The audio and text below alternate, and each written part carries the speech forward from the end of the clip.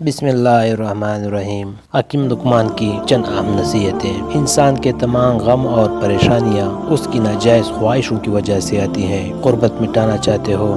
جب کوئی نیک اور فارسا عورت آپ کے سامنے آئے، اس کی ایک چیز کو اپنے قبضے میں لے لو، اور وہ ہے اس کی پارسائی، یعنی خود بھی پارسا بن جاؤ اور غیر محرم پر نظر مت ڈالو۔ ہر بندے کو صرف اپنے لیے نہیں بلکہ دوسروں کی مدد کے لیے پیدا کیا گیا ہے۔ دل کی صفائی چاہتے ہو تو حسد کے آس پاس بھی مت بھٹکو۔